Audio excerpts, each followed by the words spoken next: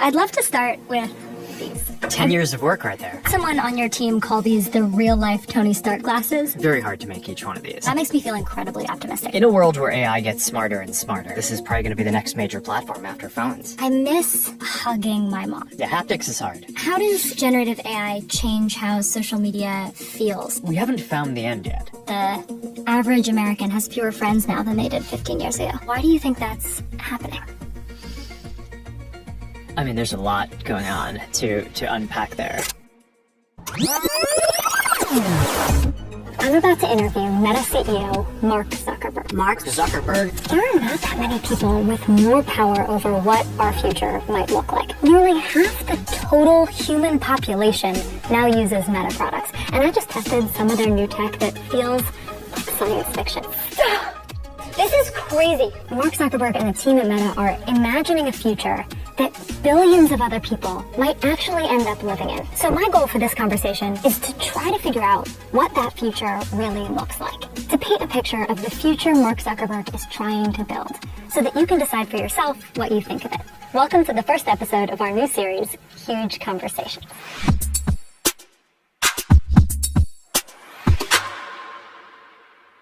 Hey, good to meet you. Yeah, looking forward to it. Awesome. I'd love to tell you what my goal is of this conversation. Go for it. So we have a show called Huge If True, which is this very optimistic show about science and technology and the potential futures that we can build. And in every episode, we're sort of exploring what does it look like if you play a certain technological future out. And so my goal in this conversation is to try to help people see the future that you're imagining when you're building the products that you and the Meta team are building. What are you imagining this looks like in the future? How are you imagining people use this? Sure. All of that. Yeah. Cool. All right. Awesome. So I'd love to start with these. Let's do it. 10 years of work right there. I got to demo them a little bit earlier today. I heard someone on your team call these the real-life Tony Stark glasses. We're getting there. But I'd love to just hear in your voice, what are these? Well, these are the first full holographic augmented reality glasses, I think, that exist in the world. We've made, I think it's a few thousand or something, right? Very hard to make each one of these. But this is the culmination of 10 years of research and development that we've done to basically miniaturize all the computing that you need to have glasses, not a headset, but glasses that can put full holograms into the world with a wide field of view. So you can imagine sort of in the future, we'd be having a version of this conversation where, you know, maybe I or you are not even here. It's like one of us is physically here and the other one is here as kind of a full body hologram. And it's not just a video call. You can actually interact. You can do things. I mean, in the demo, we had the, you know, ping pong and games and things like that. But I mean, you can interact. You can work together. You can, you know, play poker, play chess, whatever. Like the holographic cards, holographic board game. I just think it's going to be wild. It's going to remake, I think, so many different fields that we think about today, from how we work and productivity to a lot of things around science, a lot of things around education, entertainment, fun, gaming. But this is just the beginning.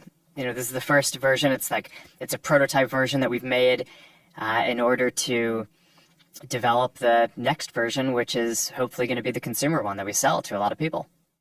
Why build these? Well, I think it's going to be the next major computing platform. So if you look at like the grand arc of computing over time, you've gone from like mainframes to computers that basically like live on, you know, your desk or on a tower, to phones that you have in your hand that you basically like, you know, can take with you everywhere that you want, but it's pretty unnatural, right? It takes you away from the world around you. And I think that the trend in computing is it gets more ubiquitous, it gets more natural, and it just gets more social, right? So you want to be able to interact with people in the world around you. And I think that this is probably going to be the next major platform after phones. I'll give these to you. These are the clear ones that show all of the whole technology. thing is a special edition, and this is like a really special edition. There's not a single millimeter of space. It's, you know, everything in here, from the micro projectors that basically shoot light into the waveguides, right? It's a special type of display system. I mean, these aren't normal displays like you have in a phone or a TV or computer, like the type of displays that people have been building for decades. It's a waveguide system. The projector that's shooting light basically goes into these nano etchings across the waveguide that are what catches and creates the holograms. In order to synchronize that with where you're looking, there's eye tracking and little cameras. They illuminate your eyes. And then, of course, there's all the basic stuff that you need, all the computing, the batteries to power the whole thing, microphones, the speakers, because it needs to be able to play audio and speak with you, and the cameras and sensors to see things around you in the world. So that way, when it's placing holograms in the world, it can do that in the right place and understand where you are. So that probably is still not covering everything, because there's a lot of things that need to go into syncing up the holographic images between the two displays, because you don't just have a single display like you have in a phone or TV. You have two, and it moves around, and physical things are hard and need to be synced up. There's also the radio that has to communicate with your other computing devices to do heavier computing, and the wrist-based neural interface that you probably got to try out. We kind of miniaturized all of this and fit it into normal-looking pair of glasses, which is when I told the team that we were going to do this 10 years ago, people weren't sure if we were going to be able to. But I think not only are we going to be able to do this, but I think we're going to be able to get it cheaper and higher quality and even smaller and more stylish over time. So I think this is going to be a pretty wild future. There are so many versions of trying to get at a similar idea of digital objects in physical space. I'm thinking of, for example, glasses that have heads-up displays where it's head-locked and it's moving with my eyes. Glasses that are really creating digital objects in physical space that don't move as I move. I'm thinking of these. I'm also thinking of the Snapchat spectacles that they just announced. Then, on the other hand, there are headsets like the Quest and also like the Apple Vision Pro that seem to fall into a different category. I'm curious how you would organize this landscape for people and how you think about people using these tools in their real lives in the near future. Yeah, so when we were getting started on this about 10 years ago, I thought that something like this was going to be the ultimate product for everyone, right? You get to, normal looking pair of glasses, and we'll continue improving that can have full holographic images. Yeah. I think it's super powerful, and it is sort of the science fiction future that I think we all hope to get to. On the journey, we took a few other approaches as well to help us develop towards that, including building glasses that don't have displays, to try to learn. Just take a stylish pair of glasses today and put as much technology into it as you can, but really focus on the form factor. And that's the Ray-Ban Meta glasses, and it's doing really well. And initially we thought that was sort of intro product for us to learn how to build this. But one of the things that's clear now is you're going to be able to make that product a lot more affordable than this, probably permanently. So I actually think that there are going to be a bunch of different of these paths that we've taken are going to be kind of permanent product lines that people will choose. I think you'll see displayless glasses like the Ray-Ban Metas continue to get better and better. Great for AI. No display, but you can talk to it. It can talk back. I think that there's going to be something in between these that's basically a heads-up display. So it's not a 70-degree field of view. Maybe it's a 20-degree or 30-degree field of view. So that's not going to be what you want for putting kind of a full hologram of a person or interacting with the world around you. But it's going to be great for, when you're talking to AI, not just having a voice, but also being able to see what it's saying. Yeah. Right? Or being able to text someone with your wrist-based neural interface and then have their text show up rather than having it read to you, we read faster than we can listen. Or getting directions, right? Or just being able to search for information and get all that. So there's a lot of value for a heads-up display. That will be somewhat more expensive than the displayless glasses, but somewhat cheaper than this. Then I think you're going to get this. It's going to be probably the most premium and expensive of the glasses products, but hopefully still something that, like a computer, is generally accessible to most people in the world. But I think that there are going to be all of those, and I think people will like them. I also think that the headsets that people are using are in mixed reality. will continue to be a thing too, because no matter how good we get at miniaturizing the tech for this, you're just going to be able to fit more compute into a full headset. Fundamentally, our mission is not build something that is advanced and only a few people can use. We want to take it the last mile and do all the innovation to get it to everyone. We just shipped or announced Quest 3S, the new mixed reality headset, where we basically are delivering high quality mixed reality for $299. I was really proud last year when we delivered Quest 3, the first kind of really high quality, high resolution, color mixed reality device for $500, right? It's like a fraction of the cost of what the competitors are doing. And I think it's actually higher quality in a lot of ways. And now we've just doubled down on that. So I think that they're all actually going to end up being important long-term product lines.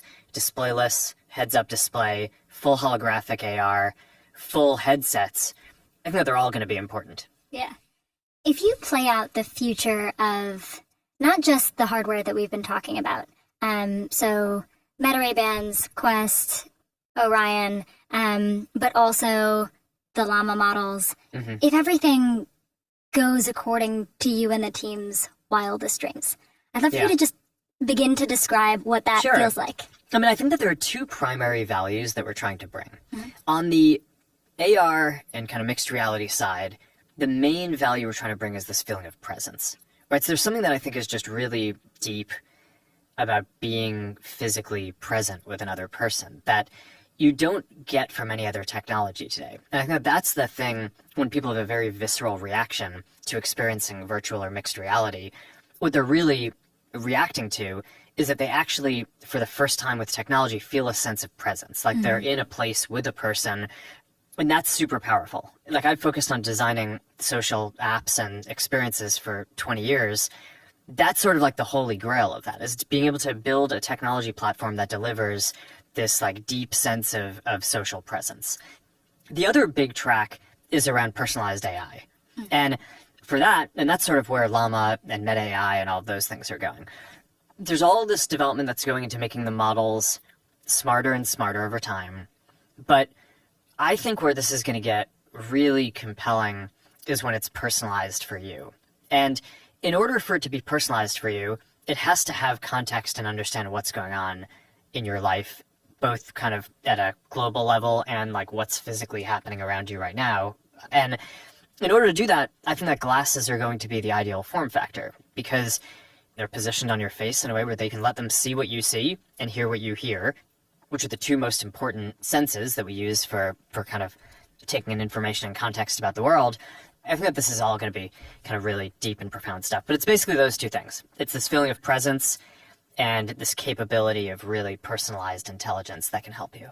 I'd love to talk about each of those two things. The first, on presence, I owe a lot to being able to connect with people online, right? This job that I have is by definition. Yeah. Also with my family.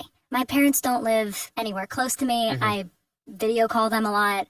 And when I think about the progress of technology like this, in a timeline from like the telegram to the telephone to video call to some feeling of presence with another person who feels like they're right there in front of me. That makes me feel incredibly optimistic. I would love a future where like I can blues in Scrabble to my mom and feel like she's really there in front of me. Yeah. And it feels like we're not that far away from something I agree. that persuades my brain that that's happening. Yeah, totally. And also, I miss hugging my mom, right? Like, that never goes away. Yeah, haptics is hard. Yeah. But And so my question is about that. It's about this feeling of like, it's hard for me to imagine a future where real physical presence is not different and special in some way, where I don't miss literally hugging my mom. Yeah. And I'm curious how you think about the parts of human connection that are eye contact and physical touch, and things that our ape brains value for connection with other people. Yeah, well, eye contact I think we're going to get to a lot before the touch part. For haptics, I do think we'll make progress on that, but it's obviously, there's a spectrum there too, from kind of hands, which is where if you draw out the kind of like homunculus version of a person in terms of like what are our kind of sensory, what's like the majority of what we're sensing. Yeah, it's like it's yeah. So I think being able to do that for your hands is probably the most important place to start. And you have a rough version of that with controllers today.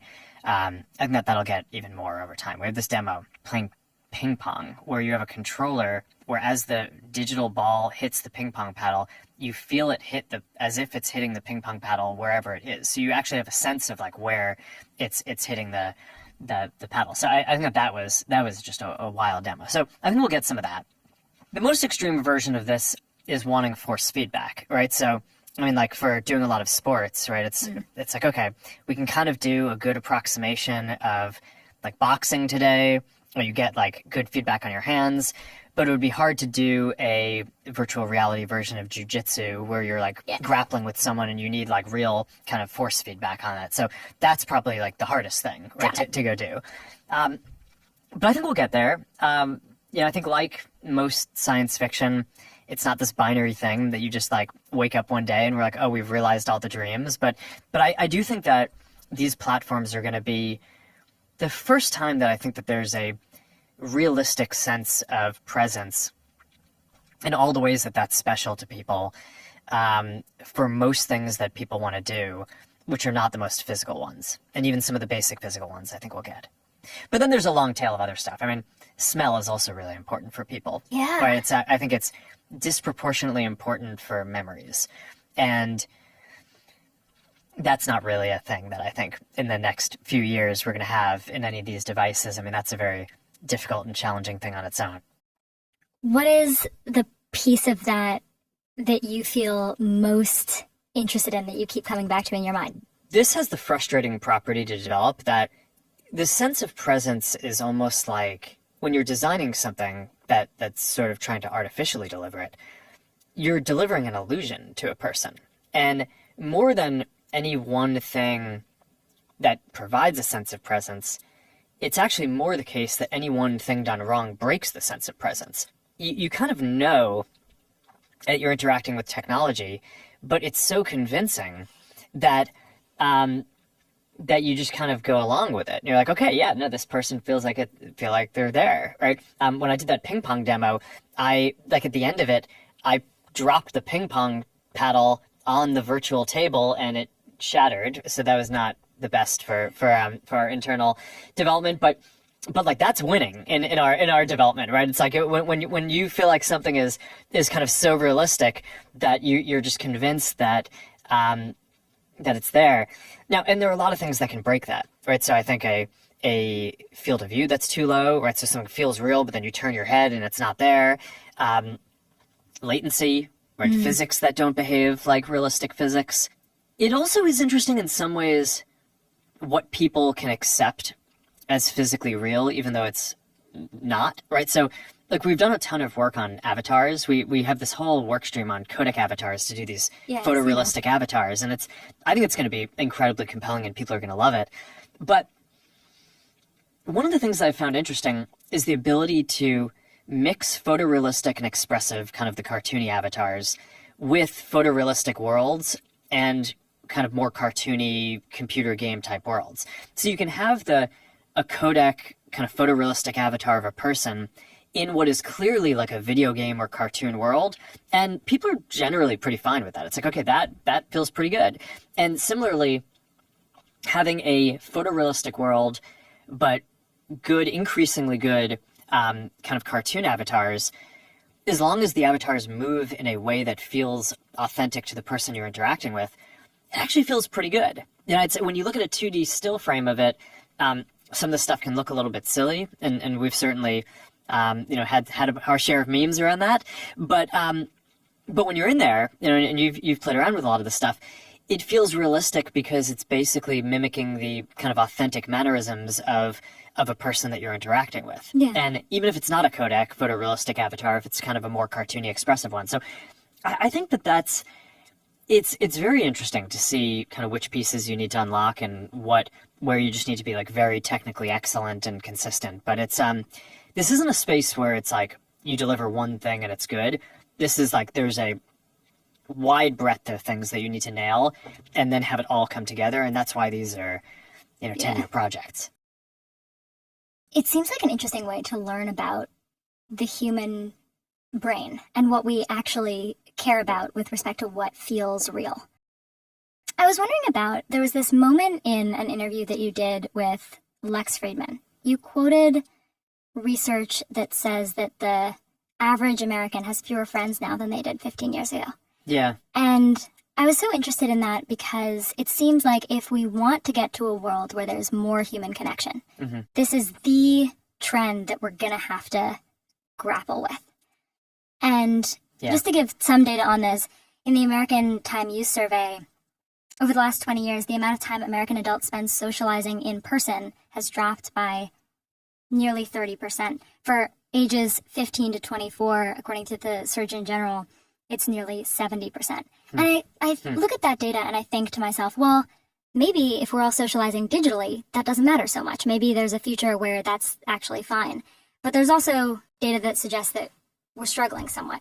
The number of Americans who say that they don't have a single close friend. Yeah. That share has jumped really from 3% sad. to 12% in the last 30 years. It feels to me like with all the tools that we've built for human connection, we're struggling to connect. And I'm curious, why do you think that's happening? I mean, there's a lot going on to unpack there. A lot has changed sort of economically and socially during that period, and a lot of those trends go back before a lot of the modern technology. So I mean, this is something that a lot of academics and folks have studied, but it is an interesting lens to look at this, though, because I think whenever you're talking about building digital types of connection, one of the first questions that you get is that going to replace the physical connection? And my answer to that, especially in the case of something like this, is that no, because people already don't have as much connection as they would like to have. It's not like this is replacing some sort of better physical connection that they would have otherwise had. It's that the average person would like to have 10 friends and they have 2, right? Or 3. And there's just more demand to socialize than what people are able to do given the current construct. And giving people the ability to be present with people who are in other places physically just seems like it will unlock more. It's not going to make it so, if I have glasses, it's not going to make it that I spend less time with my wife. It's going to make it so that I spend more time with, my sister who lives across the country. And I think that's good. I think people need that. As for the rest, I think we could probably spend a multi-hour podcast just going into all of the different kind of socio-economic, political dynamics that are going on. But none of the trends that I've seen does it seem like the primary thing that's going on is that because people are interacting online, they're now not interacting with people physically. It's now certainly I think I do interact with people online who I also like to interact with physically, and I think that's kind of like a combination, like more combined, richer relationship that you have overall. But I think that there's a lot going on with the loss of kind of social capital and connections that really predates a lot of the modern technology. The goal of what I'm trying most to learn about is how we can structure the technologies that we use in the future to get toward this future I think you're imagining of more human connection in more ways. I'm curious, you brought up the other big pillar of AI. And in some of your conversations, I'm thinking of a conversation with Tim Ferriss in particular, you talked about a lot of different use cases of AI. And they seem to me to fall on somewhat of a spectrum. Mm-hmm. Like, for example, you mentioned automatic real-time translation. Mm-hmm. It's like basically the Star Trek translator, universal translator. I think we're pretty much there. Yeah. And that's one example on one end of the spectrum where some people might argue that there is a chance that someone is less likely, for example, to learn a language because we can all speak to each other in real time in different languages, I think nobody would really argue that therefore we shouldn't have that kind of universal translator, right? Also, like, a lot of people still learn Latin and Greek. Right, exactly. So. and so I think that end of the spectrum is something like technologies that really measurably unlock our humanity because they remove a struggle between people. And then on the other end of the spectrum, there are a lot of educational things, for example, where the struggle is kind of the point, right? Like it's like building a muscle. Like I can think of so many times in my life where like the reason why I was doing something was not the output. It was the fact that I was trying so hard to do it. There's one example in the Tim Ferriss interview where you talked about your kids struggling to articulate themselves emotionally. And adults very much have the same problem. And you talked about AI as a way to help them articulate those emotions. Yeah. And I thought about all of the many times in my life where I have struggled to articulate my emotions and how I really could have used some help in those moments. And I also found myself thinking about the times when that was really building a muscle, where like the act of struggling to communicate with someone and understand what they wanted from me was important to my development. And so my question is, if you think about that as a spectrum between things that are really important to our humanity and the struggle being removed is helpful, versus things where the struggle is the point and it unlocks something about our humanity and is important to preserve, like building a muscle. How do you draw the line between those things, and how do we ensure that the muscles that we're building for this future are stronger and not weaker? Yeah, it's interesting. I mean, I think we're always going to find new things to struggle with. And I mean, you can always get better at communicating with other people and kind of expressing yourself and understanding other people. So having a tool that can help you do that better isn't going to mean that like, oh, now we perfectly understand and I think that maybe one of the most functional aspects of this, you're already seeing a lot of these AI models really help people with coding, right? Like a generation ago, before I was getting started, a lot of coding was like really low level system software. And, then by the time that I got into it, there's a little bit of that, but, you can make websites pretty easily, make apps pretty easily.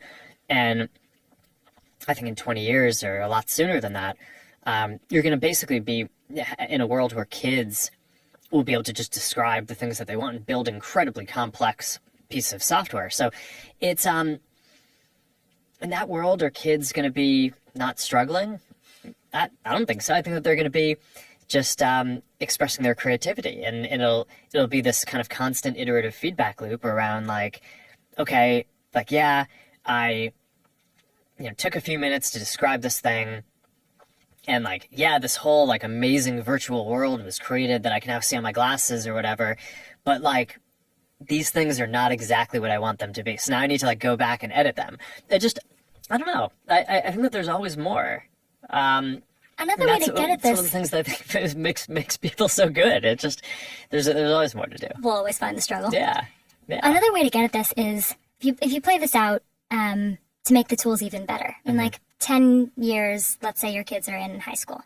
Are there ways that you would want them using AI because you think it would accelerate them intellectually, and ways that you would advocate for them not to use it, or things that you would have concerns about?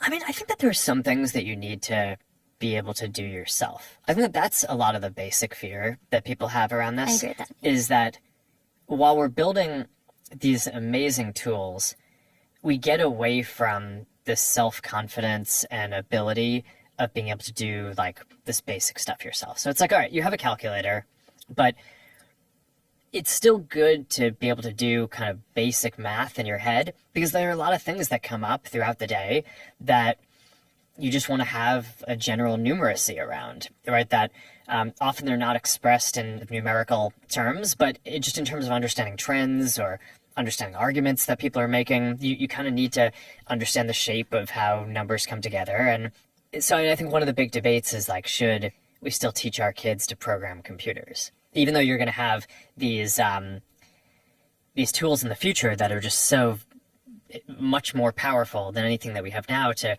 produce incredibly complicated pieces of software, I think the answer to that is probably yes, because I think teaching someone how to code is teaching them a way to think rigorously. And that even if they're not doing most of the code production, I think it's important that you kind of have the ability to think in that way. And I think it's going to just make you generally a better thinker and better person. So yeah, maybe that's like this generation's version of calculators. It's like, so you'll want to use the calculator, but you'll also want to be able to generally do without it. Other ones like language, I don't know. I mean, different people can come out. I mean, I think this is one of the interesting questions about parenting these days. Is like, is just kind of like what's important to teach your kids in an era where so much is going to change over the time that they're even in school. Language, I think you can make similar arguments. I think that there's a lot of it's probably going to be less functionally relevant in the future to learn multiple languages, but it sort of helps you think in different ways. I've found from the languages that I've studied that a lot of it, yeah, you learn about the structure of your own language. You also learn about the culture, right? Because so much of how things are expressed in different places is tied to the nuance and the history of kind of how. So I think that's all valuable and interesting stuff to get into. But then, I don't know, at the same time, we only have so many hours in the day, so people need to prioritize what they're going to learn. And it may be that, okay, in a world with perfect translation, which, by the way, we basically just announced on the Ray-Ban Metas that now you're going to be able to just you go to different countries. We're starting out. Yeah, we're starting out with just a few languages, but we'll roll it out to more. And you could be traveling anywhere, and you have your glasses, and they just translate in real time in your ear. So it's wild. So I think people are going to need to choose what to focus on going forward. How do the developments that we've been talking about in AI intersect with social media and the platforms that most people use today?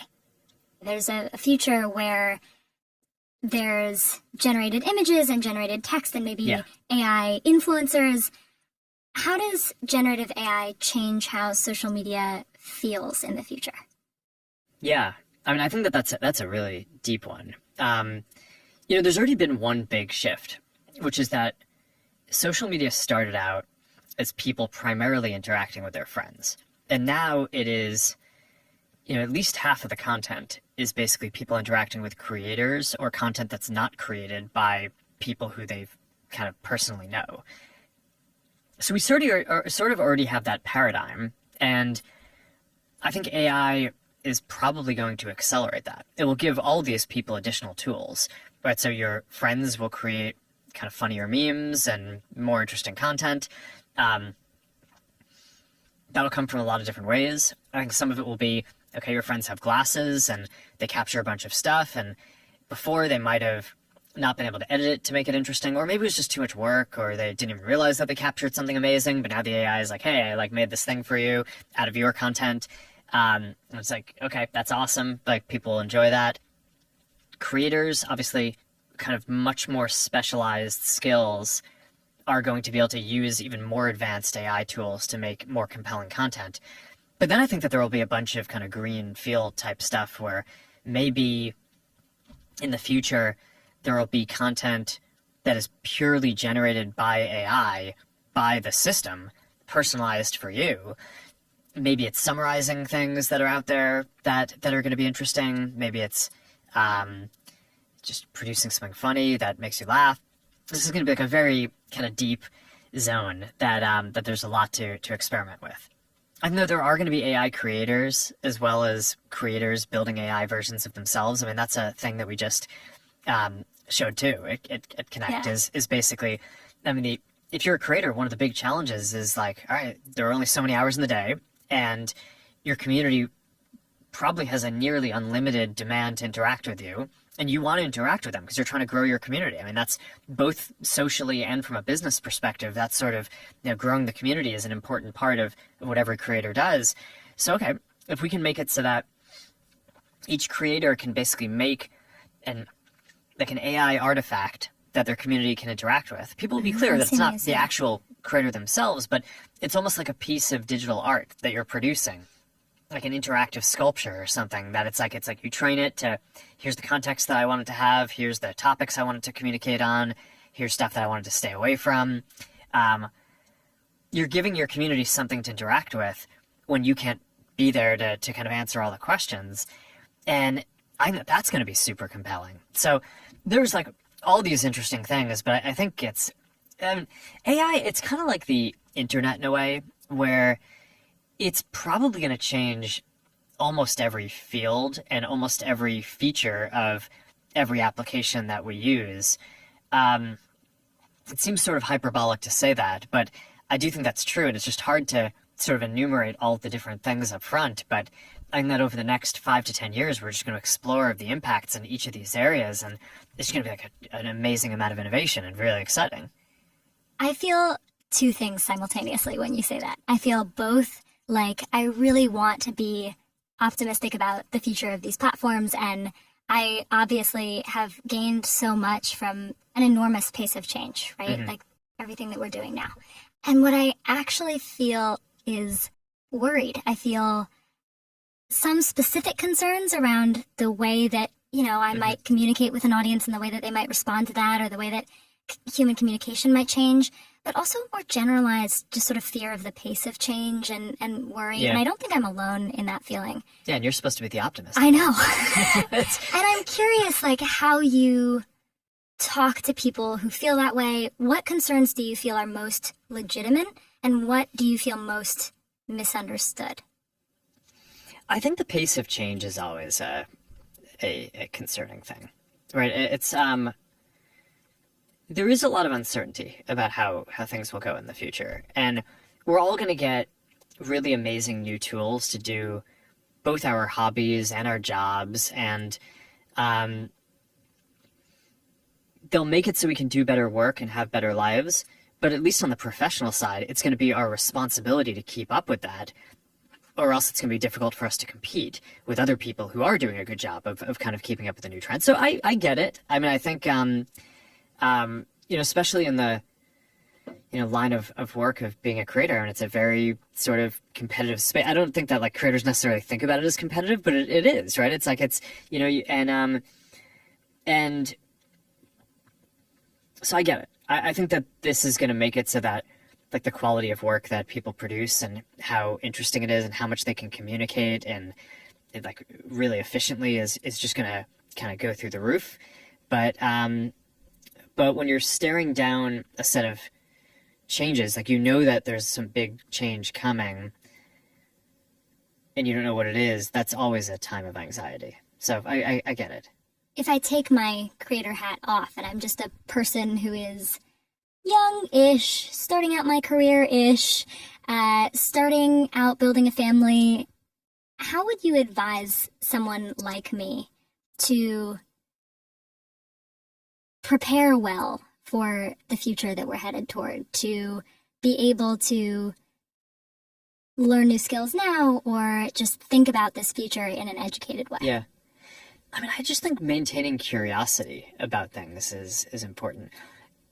I do think we can overstate to what extent the next 10 years is going to be sort of different from the last 10 or 15. I mean, a ton of stuff changed over the last 10 or 15 years too. It's not like this is the only time in history where there's some technology that's going to make it so that there's new opportunities and things change. The internet coming into maturity and everyone having smartphones has already rewired things dramatically. And I mean, maybe the next period will be a somewhat bigger change, or maybe it won't. I think it'll feel different to different people, but I don't think this is like going from 0 to 1. It's not like, okay, everything's just kind of been normal and now it's about to change. It's like the technology evolves over time, and like the opportunities that we have evolve and improve. And I think that's like the people who do well, I think are people who are generally curious about it and dig in and try to use it to live better lives, rather than the people who basically, try to fight it in some way. One thing that I really want to ask you about is open source. Yeah. I think, imagine that we're talking to an audience that has maybe heard that term, but doesn't have any real idea of how that might impact them in the development of AI. Yeah. How would you explain the reasonable debate that people in your field are having about this right now? Well, I think there are two pieces. I mean, so what does open source mean? It means that people can build a lot of different things, right? So at a high level, I look at the vision that a bunch of companies have, right? So OpenAI, Google, they're building an AI, right? Like one AI that I think in general, they're like, okay, this is going to be, it's like they think you're going to use Gemini or ChatGPT for like all of the different things that you want to interact with. And at a high level, that's just not how I think the world is going to go. I think we're going to have a lot of different AI systems, just like we have a lot of different apps. I think in the future, every business, just like they have a website and a phone number and an email address and a social media account, is also going to have an AI that can interact with their customers to help them sell things, to help them do support. I think a lot of creators will have their own AIs, right? I think like a lot of people will interact with a bunch of different things. There's a question of, okay, do you want a future that's fundamentally kind of very concentrated and where you're interacting with kind of one system for everything? Or do you want one where a lot of different people are building a lot of different AIs and systems, just kind of like you probably didn't want there to be just one app or just one website. It's like a richer world when there's a diversity of different things. So that's one piece, is just giving people the ability to build it themselves. And what open source does, it makes it so that everyone can take and modify the model and build stuff on top of it, which is different from the kind of closed and centralized approach.